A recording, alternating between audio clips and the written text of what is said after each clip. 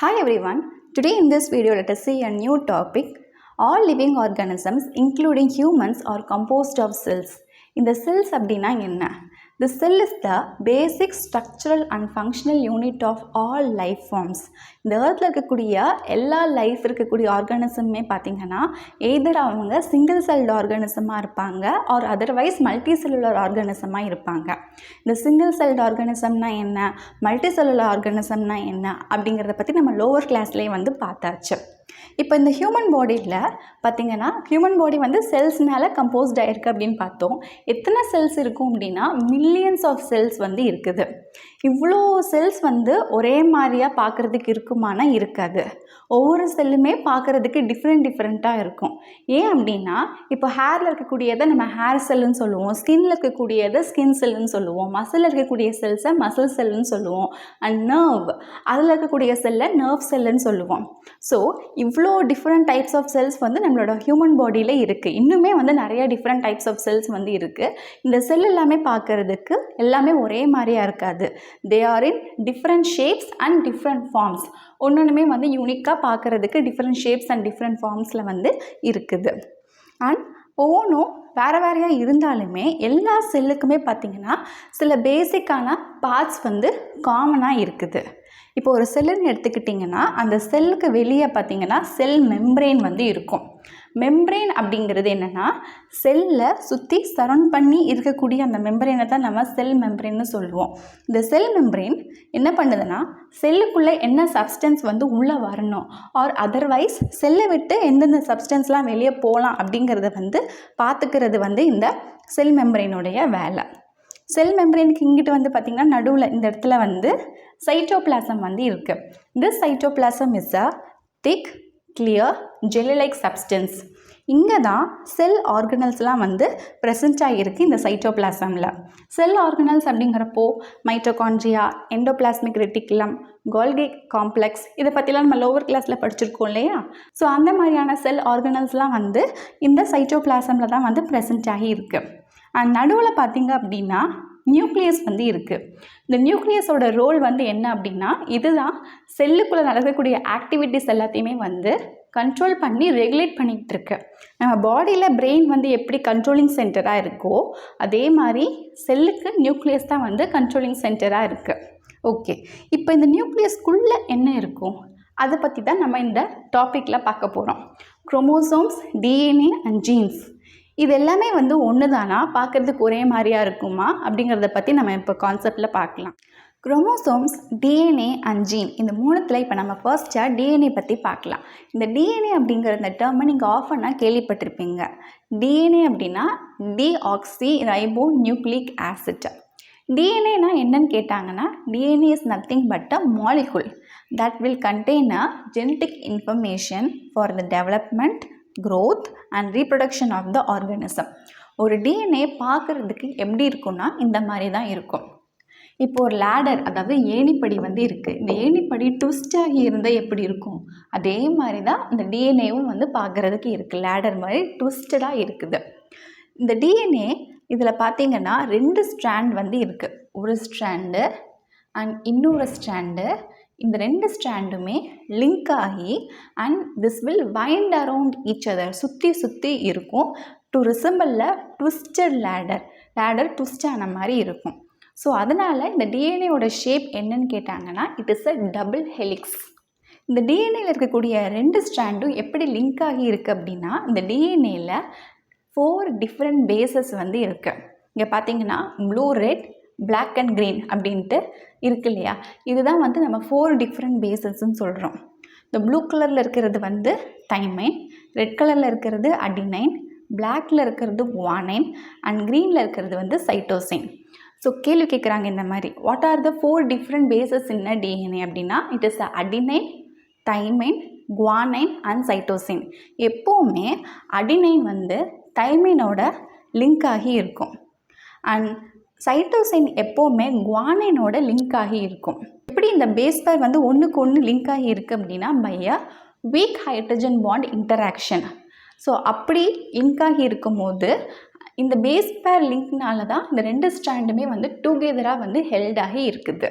Okay, DNA அப்படிங்கிறது இவ்வளோ சின்னோண்டு கிடையாது, லாங் ஸ்ட்ரெச்சாக வந்து இருக்கக்கூடியது. இப்போ ஒரு செல்லுன்னு எடுத்துக்கிட்டிங்கன்னா, செல் வந்து நம்ம கண்ணால் பார்க்க முடியுமா? கிடையாது. அது ரொம்ப டைனியானது, மைக்ரோஸ்கோப் லெவலில் பார்க்கக்கூடியது செல்லு. அப்போது ரொம்ப சின்னதாக இருக்கக்கூடிய அந்த செல்லோட நியூக்ளியஸ் பார்த்திங்க அப்படின்னா செல்லை விட இன்னுமே சின்னதாக இருக்கும் அந்த நியூக்ளியஸ். அப்போ அந்த நியூக்ளியஸ்க்குள்ளே எப்படி இந்த லாங் ஸ்ட்ரெச் ஆஃப் டிஎன்ஏ வந்து போய் உள்ளே இருக்க முடியும்? இப்போது நம்மக்கிட்ட ஒரு பாக்ஸ் அண்ட் த்ரெட் வந்து கொடுத்துட்டாங்க. த்ரெட் வந்து நீளமான த்ரெட்டு. அந்த த்ரெட்டை நம்ம அப்படியே எடுத்து போய் பாக்ஸில் வைக்க முடியாது. அந்த த்ரெட் என்ன பண்ணணும்? சுருட்டி சுருட்டி சுருட்டி சுருட்டி அந்த பாக்ஸுக்குள்ளே வந்து வைப்போம். அதே மாதிரி தான் இந்த லாங் ஸ்ட்ரெச் ஆஃப் டிஎன்ஏவும் அப்படியே போய் நியூக்ளியஸ்குள்ளே இருக்க முடியாது. அது காயில் ஆகி தான் போய் நியூக்ளியஸ்குள்ளே போய் இருக்க முடியும். ஸோ அது எப்படின்னு சொல்லி இப்போ பார்க்கலாம். இதை நீங்கள் பார்க்கும்போது உங்களுக்கு குரோமோசோம்னா என்னென்னு புரிஞ்சிடும். ஒரு செல்லோட டிஎன்ஏங்கிறது 5 ஃபீட்லேருந்து 6 ஃபீட் லாங் வரைக்கும் இருக்கும். ஆனால் ஒரு ஹியூமன் செல்லுக்குள்ளே இருக்கக்கூடிய அந்த நியூக்ளியஸோட டயாமீட்டர் வந்து 6 மைக்ரோமீட்டரில் வந்து இருக்குது.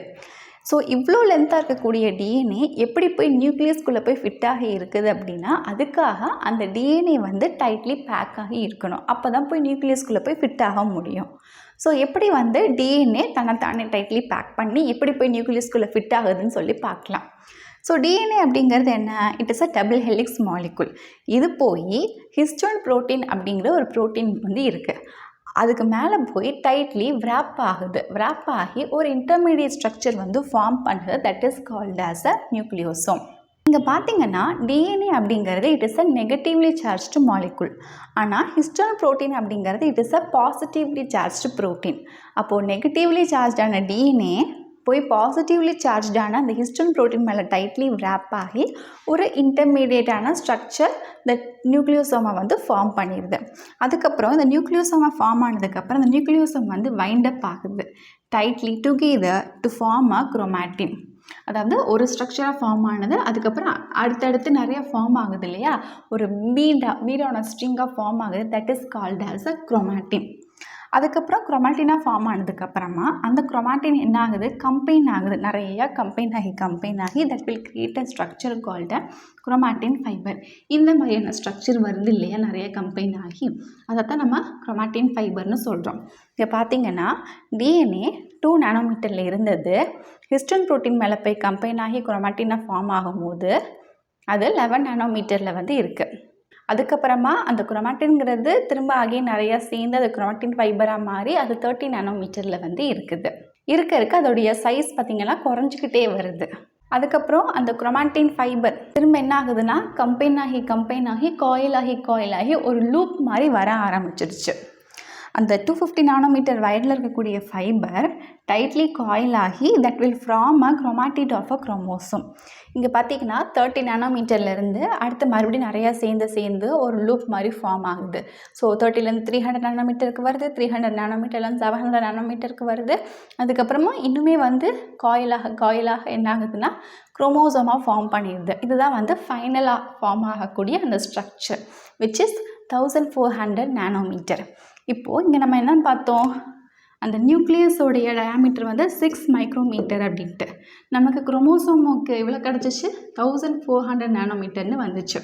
ஸோ நானோமீட்டருக்கும் மைக்ரோமீட்டருக்கும் என்ன டிஃப்ரென்ஸ்னால், மைக்ரோமீட்டரை விட நானோமீட்டர் அப்படிங்கிறது 1000 டைம்ஸ் ஸ்மாலர். ஸோ அவ்வளோ சின்ன ஸ்ட்ரக்சராக வந்து இப்போது இந்த டிஎன்ஏ கண்டென்ஸ் ஆகி காயில் ஆகி ஃபார்ம் ஆயிடுச்சு. Final form of chromosome. இந்த குரோமோசோம் அப்படிங்கிறது எங்கே இருக்குது? இப்போது செல்லுக்குள்ளே இருக்கக்கூடிய நியூக்ளியஸ்குள்ளே இந்த குரோமோசோம் வந்து இப்போ இருக்குது. இப்போ தான் பார்த்தோம் எப்படி ஒரு டிஎன்ஏ குரோமோசோமாக வந்து ஃபார்ம் ஆகுது அப்படின்ட்டு. இப்போ நம்ம இந்த குரோமோசோமை பற்றி ப்ரீஃபாக பார்க்கலாம். இந்த குரோமோசோம் அப்படிங்கிறது it is a thin, long and thread like structure which is present inside the cell nucleus. இந்த குரோமோசோம் அப்படிங்கிற இந்த டேர்மை ஃபஸ்ட்டு யார் காயின் பண்ணாங்கன்னா 1888 வால்டேர் அப்படிங்கிறவர் ஃபஸ்ட்டு காயின் பண்ணியிருக்காரு. இந்த குரோமோசோம் அப்படின்னு பார்த்தோன்னா ஒரு செல்லுக்குள்ளே டோட்டலாக 23 பேர்ஸ் ஆஃப் குரோமோசோம்ஸ் வந்து இருக்குது. அதில் ஒவ்வொரு குரோமோசோமும் it is made up of DNA, RNA, chromosomal ப்ரோட்டீன்ஸான histones and non histones and certain metallic ions. உங்களுக்கு ஹிஸ்டோன்ஸ்னால் இப்போ என்னென்னு தெரிஞ்சிருக்கும். இப்போது இதில் ப்ரோட்டீனால் மேடாயிருக்குன்னு சொன்னேன் இல்லையா, இந்த ப்ரோட்டீன் தான் வந்து இந்த குரோமோசோமுக்கு ஒரு ஸ்ட்ரக்சரலான சப்போர்ட்டை வந்து ப்ரொவைட் பண்ணுது. அண்ட் இந்த குரோமோசோம் வந்து எப்படி ஃபார்ம் ஆச்சுன்னா by a highly condensed coiled chromatin fibre which is packed with the DNA. அந்த குரோமாட்டின் ஃபைபர்லாம் எப்படி வந்துச்சு, டிஎன்ஏ எப்படி அப்படி பேக் ஆகிடுச்சு அப்படின்னு சொல்லிட்டு நம்ம ப்ரீவியஸாக இப்போ தான் பார்த்துருந்தோம். ஸோ அப்படி தான் வந்து குரோமோசோம் வந்து ஃபார்ம் ஆகிருக்கு. இந்த chromosome these are the carrier of genetic material. ஏன்னா இந்த குரோமோசோமில் டிஎன்ஏ வந்து இருக்குது இல்லையா, இந்த டிஎன்ஏல தான் வந்து ஜெனட்டிக் இன்ஃபர்மேஷன், அதாவது ஜெனட்டிக் மெட்டீரியலை கண்டெயின் பண்ணி வச்சுருக்கு. அப்போது இந்த குரோமோசோம்குள்ளே டிஎன்ஏ இருக்கிறதுனால நம்ம இந்த குரோமோசோமை வந்து it is a carrier of the genetic மெட்டீரியல்னு சொல்கிறோம். which contains the hereditary information. அதாவது ஒரு ஜென்ரேஷன்லேருந்து இன்னொரு ஜென்ரேஷனுக்கு அந்த இன்ஃபர்மேஷனை கேரக்டர்ஸை வந்து பாஸ் பண்ணி கொண்டு வரக்கூடிய அந்த ஹெரிடிட்டரி இன்ஃபர்மேஷன் வந்து இது வச்சுருக்கு. இது குரோமோசோம்குள்ளே இருக்கக்கூடிய டிஎன்ஏ. இப்போ நான் ஆல்ரெடி சொன்ன மாதிரி ஒவ்வொரு செல்லுமே வந்து 23 பேர்ஸ் ஆஃப் குரோமோசோம்ஸ் வந்து இருக்கும். இப்போ 23 பேர்ஸ் அப்படின்னா டோட்டலாக வந்து 46. இப்போ 23 + 23 எவ்வளோனா டோட்டலாக 46 குரோமோசோம்ஸ் வந்து இருக்குது. அவுட் ஆஃப் தீஸ் 22 பேர்ஸை வந்து நம்ம ஆட்டோசோம்ஸ்ன்னு சொல்கிறோம். ஏன்னா இது போத் மேல்லையும் சரி ஃபீமேல்லையும் சரி இந்த குரோமோசோம்ஸ் வந்து இந்த 22 பேர் சேமாக இருக்கும். ஆனால் ரிமைனிங் 1 பேர் வந்து இருக்குது இல்லையா, that we call it as a sex chromosome. அது வந்து மேலுக்கும் ஃபீமேலுக்கும் மாறும். எப்படின்னா மேல் இது வந்து மேலோட இண்டிகேஷன், மேலுக்கு வந்து XY குரோமோசோம்னும் அண்ட் ஃபீமேலுக்கு வந்து இந்த ஃபீமேலோட இண்டிகேஷன், ஃபீமேலுக்கு வந்து XX குரோமோசோம் அப்படின்னும் இருக்கும். இப்போ இது வரைக்கும் உங்களுக்கு டிஎன்ஏனா என்னென்னு புரிஞ்சிருக்கும் அண்ட் குரோமோசோம்ஸ்னால் என்னென்னு கிளியராக அண்டர்ஸ்டாண்ட் ஆகிருக்கும். இப்போ நெக்ஸ்ட்டாக நம்ம ஜீன்னா என்னென்னு பார்க்கலாம். ஜீன் அப்படிங்கிறது என்னென்னா, இப்போ நம்ம டிஎன்ஏ பார்த்தோம் இல்லையா, டிஎன்ஏ அப்படிங்கிறது ஒரு லாங் ஸ்ட்ராண்டாக வந்து இருக்கும். அந்த டிஎன்ஏல ஒரு செக்மெண்ட், அதை தான் நம்ம ஜீன் அப்படின்னு சொல்கிறோம். ஏன் அந்த செக்மெண்ட்டை போய் ஜீன்னு சொல்கிறோன்னா, ஏன்னா அந்த செக்மெண்ட்டில் தான் ஒரு பர்டிகுலரான ஃபீனோடைபிக் கேரக்டர் இருக்கலாம். ஃபார் எக்ஸாம்பிள் நம்மளுடைய ஹேரோட கலர் இருக்கலாம், இல்லை ஐயோட கலராக இருக்கலாம், இல்லை ஸ்கின்னோட கலராக இருக்கலாம். அப்போ அந்த இடத்துல வந்து அந்த ஜீன் இருக்க போய் தான் இப்போது ஒரு ஜென்ரேஷன்லேருந்து இன்னொரு ஜென்ரேஷனுக்கு இந்த ஜீன் வந்து என்ன ஆகுதுன்னா டிரான்ஸ்மிட் ஆகுது, இன்ஹெரிட் ஆகுது. ஸோ இந்த ஜீன் இருக்கிறதால தான் அதுக்கு ரெஸ்பான்சிபிளாக இருக்குன்னு சொல்கிறோம். So this gene is the basic unit of heredity. கேரக்டர்ஸை வந்து டிரான்ஸ்மிட் பண்ணுறதுக்கு இதுதான் வந்து ரெஸ்பான்சிபிளாக வந்து இருக்குது.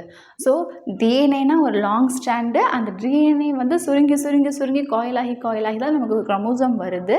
அண்ட் இந்த ஜீன் அப்படிங்கிறது இந்த டிஎன்ஏல இருக்கக்கூடிய ஒரு செக்மெண்ட் தான். ஓகே, நெக்ஸ்ட் இப்போ நம்ம லோக்கஸ்னால் என்னென்னு பார்க்கலாம். லோக்கஸ் அப்படிங்கிறது என்னென்னா, each gene is presented specific position on a chromosome called a locus. அதாவது இப்போது டிஎன்ஏ தானே வந்து அந்த லாங் ஸ்ட்ராண்ட் ஆஃப் டிஎன்ஏ தான் என்ன ஆச்சு, காயிலாகி இப்போ குரோமோசோமாக வந்துச்சு. அப்போது இந்த டிஎன்ஏல இருக்கக்கூடிய ஒரு செக்மெண்ட் தான் வந்து ஜீன் அப்படின்னு சொல்லியிருந்தேன். அப்போது இந்த டிஎன்ஏ சுருங்கி போய் இப்படி இருக்குது அப்படின்னா இதில் ஜீன் வந்து இருக்கும் தானே. அப்போ ஜீன் அப்படிங்கிறது ஒரு ஸ்பெசிஃபிக்கான பொசிஷனில் வந்து இருக்குது இந்த குரோமோசோமில். ஒவ்வொரு ஜீனும் அப்படி ஸ்பெசிஃபிக்கான பொசிஷனில் இருக்கிறத தான் நம்ம லோக்கஸ் அப்படின்னு சொல்கிறோம். ஃபார் எக்ஸாம்பிள் இங்கே பார்த்தீங்கன்னா இந்த குரோமோசோமில் இந்த இடத்துல இந்த ரெட் கலர் ஜீன் இருக்குது இல்லையா. ஸோ இந்த ஜீன் வந்து எதை ரெப்ரசென்ட் பண்ணுதுன்னா ஹேர் கலருக்குரிய ஜீனாக வந்து அது இருக்குது. அண்ட் இந்த ஜீன் ப்ளூ கலர் ஜீன் பார்த்திங்கன்னா இந்த இடத்துல வந்து லொக்கேட் ஆகியிருக்கு. இதே எதை ரெப்ரசென்ட் பண்ணுதுன்னா ஐ கலருக்குரிய ஜீனாக வந்து இது இருக்குது. So hair colour for example black colour எடுத்துக்கோங்க, ஐயோட கலர் வந்து blue colour or black colour. So இந்த ஜீன் இதில் இருக்க போய் தான் இப்போது இது ஒரு பேரண்ட்டோடைய குரோமோசோம்ஸாக இருக்கட்டும், அடுத்த ஒரு ஜென்ரேஷன் ஆஃப்ஸ்ப்ரிங் வராங்க அப்படின்னா அப்போ இந்த ஜீன் வந்து என்ன ஆகும்னா டிரான்ஸ்மிட் ஆகும். இந்த ஜீன் வந்து இந்த இடத்துல இருக்கிறது வந்து டிரான்ஸ்மிட் ஆகும். ஸோ இதான் இங்கே சொல்கிறாங்க, செல் டிவிஷன் நடக்கும்போது ஜெனட்டிக் இன்ஃபர்மேஷன் வந்து அந்த ஜீனில் இருக்குது இல்லையா, அது வந்து பாஸ் ஆகுது ஒரு ஜென்ரேஷன்லேருந்து இன்னொரு ஜென்ரேஷனுக்கு.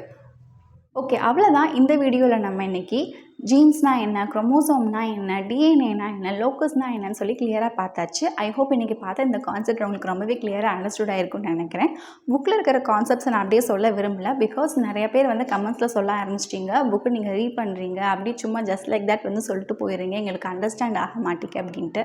சரி ஓகே, நம்ம இன்னும் கிளியராக அண்டர்ஸ்டாண்ட் பண்ண வைக்கிறதுக்கு சில பாயிண்ட்ஸில் ஆட் பண்ணி சொன்னால் மட்டும்தான் புரியும் அப்படின்ட்டு நான் இந்த மாதிரி எடுக்க ஸ்டார்ட் பண்ணிட்டேன். ஓகே, இன்றைக்கி இந்த பார்த்த கான்செப்ட் உங்களுக்கு எப்படி கிளியராக அண்டர்ஸ்டாண்ட் ஆகிடுச்சா என்னன்னு சொல்லுங்கள் கமெண்ட் செக்ஷனில். இந்த மாதிரி ஃபர்தராக இதே மாதிரி வீடியோ மேக் பண்ணாலும் சொல்லுங்கள், I will do that. Okay, next வீடியோவில் இதுக்கடுத்து வரக்கூடிய டாபிக் வந்து பார்க்கலாம். See you soon again in next video. Thank you for watching.